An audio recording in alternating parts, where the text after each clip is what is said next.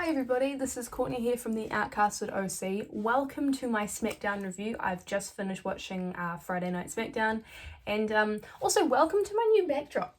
So this is what you guys are going to be seeing in some of my future videos for the Outcasted OC in terms of the podcast, reviews, any short form videos, and also potentially seeing this kind of setup for my TikToks if I do more sit down style content. But yeah, just wanted to have a nice wee space in my new place that I could display all of my cool WWE memorabilia and have something cool for you guys to look at during the videos. So as you can see, we've got some Bianca Belair pops, some Becky pops, a Seth, I'm going the wrong way, some Seth figures, more Seth figures down there. We also have the Mankind lunchbox, which I got for my birthday, so I was really grateful for that. And obviously my most prized WWE possession, because I don't have a wrestling belt. So that poster is probably the next best thing. So yeah, we're going to get into the SmackDown recap. So I'm calling it a recap because I'm going to try and keep it as short and sweet as I can. If you're wanting a more in-depth review or understanding, I'm sure there's other videos out there that will do that. But for me personally, I try to keep things nice and short. All in all, it was a good episode. I do think there was quite a lot of story progression going into it as well too, with your Bad Bunny situation with your Judgment Day, and there was also quite a lot of story progression going in with the Matt Riddle and the Usos scenario. So yeah, let's get into it. So we started off with a tag team match with Finn Balor and Damian Priest going up against Rey Mysterio and Santos Escobar. All in all, I think this was a really good match. I really liked the chemistry that Rey and Santos had in the ring, and there was quite some really good offense being shown from everybody as well. Santos Escobar got a really good showing in this match. I wrote down that when he got tagged in at one point during the match, there was quite a lot of crowd cheering, which was really good. Santos has a lot of potential in the future, and I really think that if WWE can harness that, I do think they'll have another main eventer on their hands. So yeah, all in all, great match. Judgment Day ended up getting the win out of the match at the end of it though. So Damian made tag, and then Santos was trying to take care of Damian Priest at the same time. 619 position onto Finn, and then Santos ended up frog splashing, but then Finn Balor in the match wasn't legal, and then Damian hit Santos with the South of Heaven. That's how Judgment Day won. And then after the match, Damian pretty much just said that live next week on Raw, the return of Bad Bunny's happening, and he basically just says that he hopes that Bad Bunny's visit goes differently than the last time that it happened. So that's obviously going back to last time when Bad Bunny was on Raw after WrestleMania, and obviously hoping that the interaction with the two of them is a bit different than the last time they saw each other. So yeah. Then there was a video recap from last week of Riddle and Solo in their match, obviously hyping up the no disqualification main event that happened later on the show. I'll talk a little bit more about that at the end. And then you get to see the Usos and Solo Sikoa arriving to Friday Night Smackdown, hyping up, like I said, that no DQ match, which is the main event with him and Riddle. Then we have a video package coming in for the WWE Draft, talking about how it's going to change people's futures, talking about how big it's going to be, how great it's going to be. So we end up finding out that day one of the draft is going to be happening on the next Friday, SmackDown, so next Friday, and then the following Monday, so not this Monday coming, but the following Monday, we're going to have the day two of the WWE Draft. So yeah, I like that they are talking about how important the draft is going to be. Michael Cole a few times during the episode was talking about how, people can come up from different brands and come and move over. People from NXT can get moved up. So yeah, I'm starting to feel that the way that they're going with the WWE draft is maybe quite similar to the way they went in 2015, 2016. But yeah, I guess the draft is just kind of a have to wait and see situation. The Outcasted OC, we were meant to be doing a podcast on it this week, but unfortunately we've had to reschedule. So our next podcast will be talking about the draft. So yeah, if you're interested in our thoughts on the WWE draft, make sure you tune in. So we come back from the commercial break, and Adam Pearce is in his office, and Zelina Vega walks in and says that next week is the draft. She doesn't know where she's going to end up, and she doesn't know what that means for her, but what she can control now is what she does. And she was saying that she wants to challenge Rhea Ripley for the SmackDown Women's Championship at Backlash in Puerto Rico. She said that she knows what she's thinking, that, you know, Zelina is smaller than Rhea, she has to work for her size, you know, it's Rhea bloody Ripley, what do you expect? But as the only Puerto Rican going into Backlash, she wants to be that representation going into that PLE. And so Adam Pearce says that he will think about it. One thing that I did notice is that Zelina Vega was holding a what you'd call a flip-flop, I'd call it a jandal. She was holding a flip-flop in her hand during the entire thing, and I just thought that was really funny because obviously, like, Puerto Rican, Mexican, you know, that Latino heat, I should say, it's definitely something that it's good that if she's carrying that around, she can easily just whip somebody into shape. But yeah, this match I'm very excited for. It did get confirmed later on in the show that it will be happening at Backlash. I do think that size difference wise, you know, Zelina and Rhea obviously is a big difference, but Rhea and Zelina do have very good in-ring chemistry together, so I'm really looking forward to that match when we see it. Then there was another video package, which obviously was talking more about Shinsuke Nakamura and his return. I kind of feel like they're trying to re-establish the gimmick that he previously had. One quote that was kind of said by Shinsuke at the end of the promo as he's demonstrating what it means to be the king of strong style. It gave me more of a jiu-jitsu focused dojo feel during his promo and during the gimmick, like the video package vignette, you would say. So yeah, I really think they're trying to re-establish Shinsuke as like this strong, powerful force in terms of being the king of strong style and having more of a jiu-jitsu focused moveset, you know what I mean? So yeah, all in all, I really enjoyed the video package for Shinsuke Nakamura. Then we ended up seeing Karrion Kross and Scarlett doing a promo. I really enjoyed the way that they had set this up. So, you know, they're in the back alleys of, you know, the arena, lots of red lighting, lots of fog, you know, those very early style Karrion Kross promos. So I really liked seeing that before the promo even started. Karrion Kross goes on to say, and I'm going to read it down here because it's quite an interesting promo. He goes, "Identity takes a lifetime to find, another 1,000 to know if it's really yours. In a matter of 3 seconds, it can be completely destroyed." And then obviously Scarlett came into the camera. He goes, "Mr. Nakamura, I've never hurt anybody a day in my life. It was all the cards." So he's basically going ahead and saying that the cards that are being drawn by Scarlett is the way that Karrion hurts people, but it's not actually Karrion that hurts them. It's because of the card that's been drawn is the outcome of the opponent that he's had in the past. So he goes ahead and he says, "Drew McIntyre, we took away his temperament." And then there's a video package to show, you know, Drew McIntyre getting more and more frustrated and not being able to hold his temper. Riddick Moss, we took away his joy, and obviously there's video packages being shown of him laughing. So they're obviously not calling him Madcap Moss anymore, they're going by Riddick Moss, which I think is quite good in establishing him as more of a serious wrestler.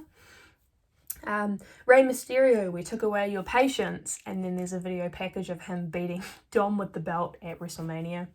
And then he says, "Shinsuke, we're going to take away your honor, tick-tock." So I'm really liking that they're actually giving Karrion Kross something to do. I kind of feel like there was a period after the last time we saw him go up against Rey. We kind of felt like there wasn't very much happening for Karrion Kross. So I'm really appreciating that they're giving him something to do. And I do think that this feud that he's about to have with Shinsuke Nakamura is going to be really good for Karrion Kross to find something for him to delve into creatively, and hopefully this will give him something to do and it'll actually, you know, help him get over with the crowd, because I kind of feel like there's been not much in terms of him getting over recently, as he hasn't had much to do.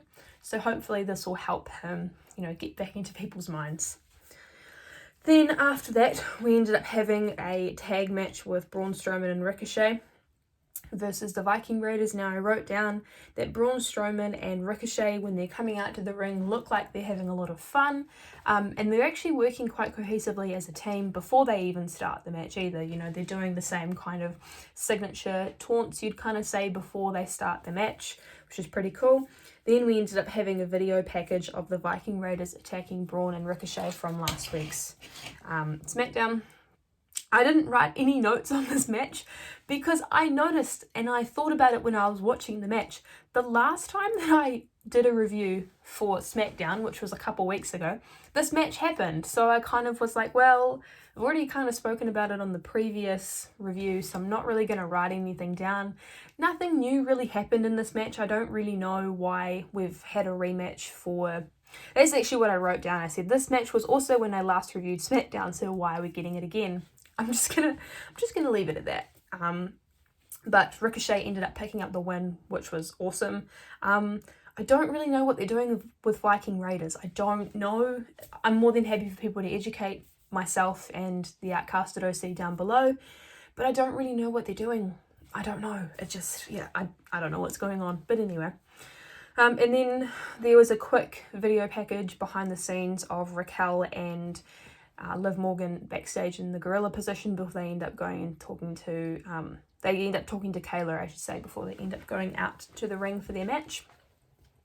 Basically just having a quick chat with her, and then they end up going out.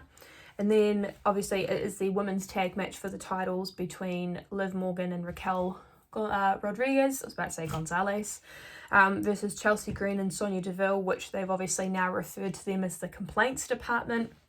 One thing I do want to say is that Chelsea and Sonya cohesively looking more, like they're looking a bit more cohesively like a team every single time they go out to the ring. This time they're wearing both black and white, they're looking like a tag team, and they're working very well as a tag team. Although I'm really sad because I would have loved to see Carmella and Chelsea. Obviously Carmella's out with injury, so Sonya and Chelsea still works for me. Chelsea and Sonya, before they make their way out to the ring, as they're walking down the ramp, they're basically saying that before we grace you with our presence, you need to sit down, shut up, and show us some respect. And then Chelsea says, that's no way to talk to your future WWE Women's Tag Team Champions. Basically, pretty similar match to what we've seen from both of them. Last time was a pretty good match, all in all. Chelsea came out to the ring with a water bottle, which obviously plays into what happened on Monday Night Raw.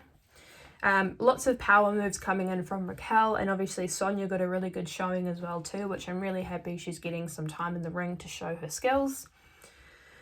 I didn't write very much on this just because I feel like I've kind of seen everything I need to see with these matches in the past. Nothing really new happened, although at the end of the match, the way that the match was kind of won was that Liv Morgan hit a missile drop kick on Chelsea, and then Raquel ended up hitting Sonya with a big kick, and then Liv Morgan was splashing Chelsea Green with some water from the bottle, hit a roll up on Chelsea, and then Raquel used her arms to help keep Liv's legs on the ropes while Liv had hit Chelsea with the roll up. So 1, 2, 3. That's how she won. And then you can see at the very end that Chelsea's kind of getting more into that hot mess character. I did see on the WWE Instagram page talking about how Chelsea's becoming a hot mess. So as we've spoken about before on the podcast, potentially going back to more of that hot mess character. Then we end up seeing Kayla Braxton backstage, and she calls on Matt Riddle. Matt Riddle says that he is going to basically bury Solo through a table, as Solo buried him through last week, and was talking about how Kevin Owens and Sami Zayn are both stallions and are like step bros. I don't know. Here's my thing. I like Riddle as a wrestler. I think he's got some really good potential, but character-wise, I don't get it. And I know it's something I need to warm up to a little bit more, but I just kind of feel like I've never really gotten that character that he tries to pull, where he tries to act stupid. I'm kind of just like, I don't know, something, I just can't get behind it. Then we end up having the Intercontinental Championship match between Gunther and Xavier Woods. So Xavier Woods comes out first. He's got a different aura to him as well too. He comes out with the New Day music, but he's looking more like feisty and more vicious for this match, which I really liked to see. And then Gunther came out with Imperium. I wrote in my notes, because I love this every time I see it, I wrote, love how seamless the coat takeoff is between Gunther and Ludwig Kaiser. I don't know, they never seem to mess it up when it's on SmackDown, so I really enjoy it. And one thing I did notice as well too, and it was referenced on commentary, was that Gunther actually shooed away Ludwig Kaiser and Giovanni Vinci. You know, they normally hang out around the ring just in case they feel like Gunther needs an assist. But Gunther actually shooed them away from the ring before the match even started, meaning that, like they didn't actually hang around. So that kind of, with commentary, they basically reference that like he doesn't need help in that kind of way. So it's a really good match. I'm not going to talk very much about it. If you want to see it, you should watch it. I think it's a really good match. Really good way to reintroduce Xavier Woods back into the WWE universe. He hasn't really been doing much singles work as of late, and I do think that if he was to do more singles work, he would actually be really good in the ring. Like I said, he came out with more of that feisty attitude, and I really enjoyed seeing him on a solos side in the ring. So really enjoyed it. He got a really good showing. There were some times in the match as well too where it actually looked like Xavier Woods could beat Gunther because he was able to chop him, he was able to knock him down, he was actually able to hang with Gunther, which was really exciting to see. But Gunther ended up getting the win. He held Xavier Woods in a sleeper hold at the bottom of on the ring mat, and then ended up passing out. So yeah, Gunther retained via, passing out. And then we had another video package quickly. It was more of a video recap of WrestleMania with all of the stuff that's gone on with the Bloodline. More importantly, the Usos, Sami Zayn and Kevin Owens, obviously after WrestleMania, once they lost their titles. So more reminding of that, basically. And then before we moved on to the main event segment, we ended up having some matches shown and confirmed for WrestleMania Backlash. So we had the match between Zelina Vega and Rhea Ripley confirmed for WrestleMania Backlash. As I said earlier, really looking forward to that. I think it's going to be a really good match. Then we had a triple threat match announced for the USA title, so I should have said United States title, between Austin Theory, Bronson Reed and Bobby Lashley. Kind of come out of a left field, but I'll take it. Cody Rhodes and Brock Lesnar is obviously being shown as happening at Backlash. And one that really threw me through a loop, and I don't understand why this is happening, and I'm more than happy for people to explain to me why this is happening, but Omos versus Seth Rollins. Weren't we also talking about earlier how, I've been talking about this for a long time, that Seth Rollins deserves the better treatment than what he's getting right now. Like, he's been having the celebrity matches, he's been putting people over, and now he gets put in a match between him and Omos. Like, can we actually just start treating him the way he deserves to be treated and actually put him back in the main event scene and give him a bloody title? Like, I'm sick and tired of seeing this man who has worked so hard in this company in times where people have left and gone and done their own thing, and he's worked his butt off, basically, and he's just being treated like this. I just don't understand. Like, maybe he's happy to do it, but as a long-time Seth Rollins fan, I'm not happy to see this. When I saw it, I literally was just like, are you joking? Like, what is this? It felt like another Vince decision, and it might not be, but that's just how it felt. I think the match is going to be great because Seth's going to carry the entire match on his back. But I don't know. I'm sure we'll have some thoughts on the podcast next week about that, and you can just watch me go off about it. And then the Usos ended up cutting a promo before the main event match, basically talking about how people keep asking, how they're feeling after their loss at WrestleMania. How are they feeling after their loss at WrestleMania? And they're talking about how in the future they're going to dedicate their win to Roman Reigns and the gold is coming back to the Bloodline. Then they introduce Solo Sikoa. Solo comes out, he stands in the middle of the ring, they play Riddle's music. Riddle's music plays, and normally Riddle comes out through the entranceway. He wasn't coming out, Solo got distracted, but then Riddle ended up hitting Solo in the back of the head. Obviously, as Solo was distracted, he wouldn't have even thought that Riddle would come out from behind. So then Solo ended up getting the sneak attack after after the sneak attack. It was a good match.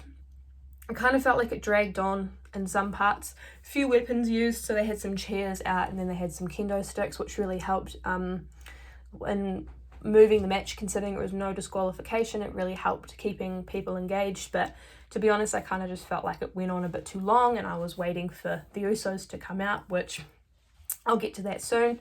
But yeah, I do think seeing Riddle in this match, especially after his time off, I do think he's actually looking a lot better in the ring. He's looking a lot healthier, a lot happier, which I'm happy to see from an in-ring standpoint.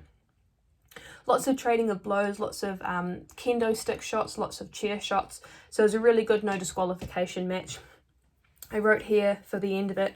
And then, so Riddle was talking earlier about how he wanted to bury Solo in a table like Riddle got buried in last week. So that looked like that was going to happen. They were both on top of the table at some point. And then Riddle ended up, Solo sent Riddle over the table, I should say. And then Solo was trying to push the table, but like Riddle was pushing it back with his legs. He ends up trying to go for a Samoan spike. And then Riddle ends up like kneeing Solo and then ends up getting him over the table and buries him for then. And then just when Riddle thought it was done, the Usos ended up, coming through the crowd and beating up on Riddle. And then Riddle threw the Usos over the top ropes. They went into the ring. He got them out. And then Solo ended up re-emerging. And then Riddle was caught by Solo. And then Solo was trying to hit him with a spike. Riddle reversed the spike, hits him with a flash knee. And then Solo ended up hitting Riddle with a clothesline / spike. So even commentary was a bit confused on what happened. But it was confirmed at the end of the match that Solo won via Samoan spike. So yeah, I think that was all in all a good decision for the match. Definitely helps to amplify the feud and, progress it further from where it is now. Then the Usos ended up grabbing a table and beating up on Riddle. And then Riddle got 1D'd through the table and the Usos are left standing at the end of the match. So yeah, all in all, that is my SmackDown recap. I'm just looking at the time and I kind of want to keep it under 22 minutes. But yeah, I didn't mean to talk for that long. But like I said, there was quite a lot that did happen in SmackDown this week. So yeah, make sure to like, comment and subscribe if you enjoyed this recap from myself. We will be doing a podcast next week, all 5 of us, as it was rescheduled from today. So we're going to be doing a podcast next week talking about the WWE draft. And I think we're going to be doing boys against girls in like a mock draft. I'll have to double check that. But yeah, if you guys want to subscribe to the Outcasted OC podcast, make sure you do. If you want to follow any of our socials, I will leave them linked down below.